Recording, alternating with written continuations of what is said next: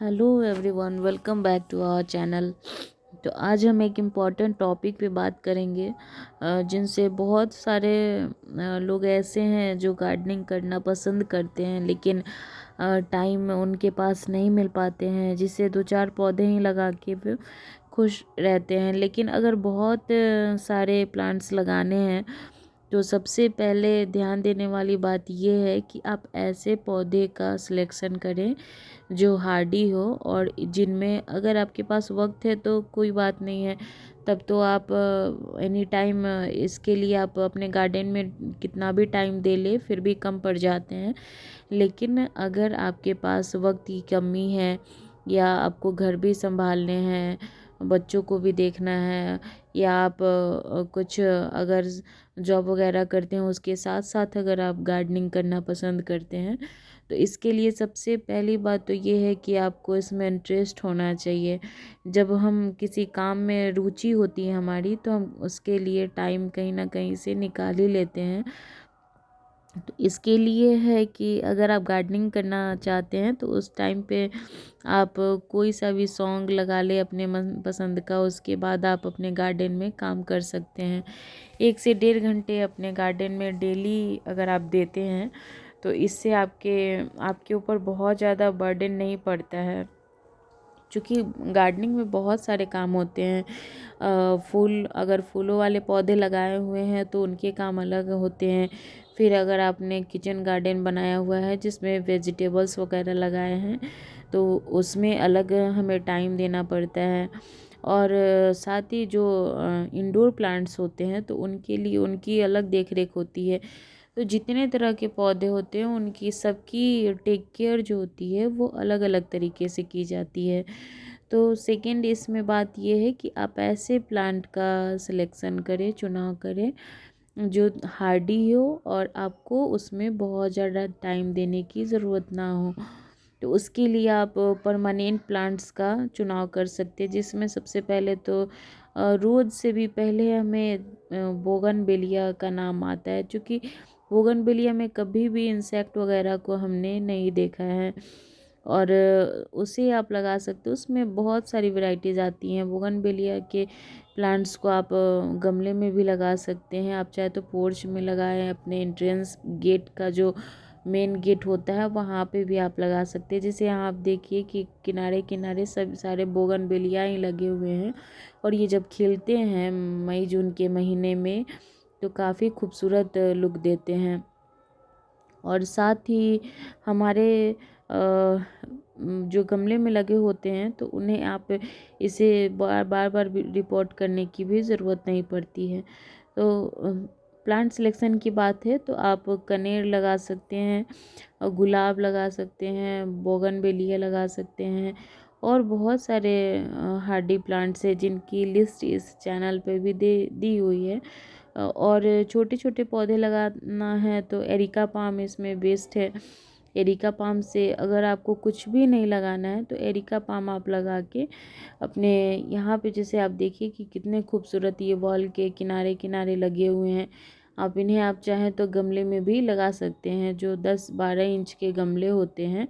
इसमें कुछ भी नहीं करना होता, सिर्फ फरवरी मंथ आता है, साल की फरवरी मंथ में आप इनकी रिपोर्टिंग कर दीजिए। अगर 2 साल तक भी अगर इनकी रिपोर्टिंग नहीं करते हैं फिर भी ये आसानी से चल जाते हैं। तो सबसे पहले तो इसमें इस प्लांट को रख लीजिए। उसके बाद कैलेंचो है, जो अभी तो इनमें फ्लावरिंग हो रही है क्योंकि ये विंटर का फ्लावरिंग प्लांट है।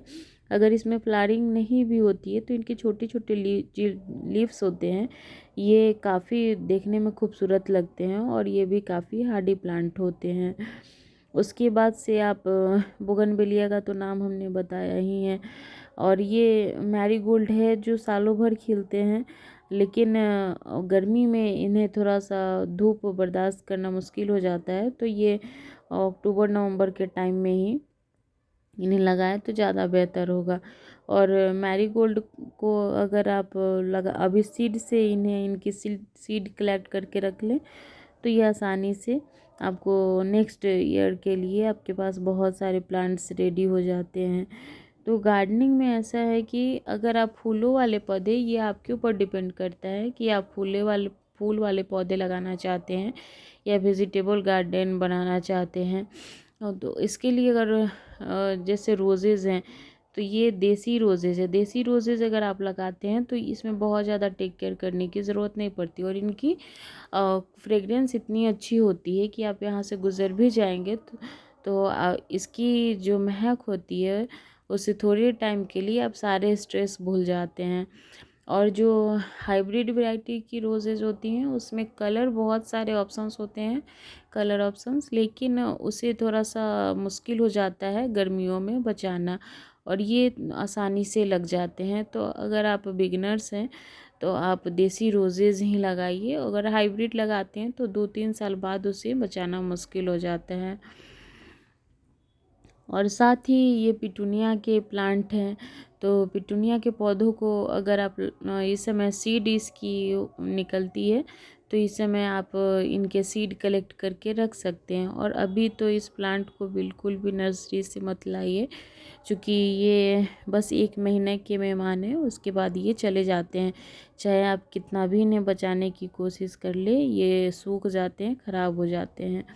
वैसे ही विंटर का बेस्ट फ्लावरिंग प्लांट माना जाता है, क्योंकि इसमें भर भर के फूल आते हैं और देखने में भी ये काफ़ी खूबसूरत होते हैं। और साथ ही आप वेजिटेबल्स अभी जो वेजिटेबल प्लांट होते हैं उन्हें आप अगर आप लगाना चाहते हैं तो जैसे तुरई हो गए, गिलकी हो गई, कद्दू, इन सब को आप लगाइए जो 15 इंच के ग्रो बैग में लगे होते हैं।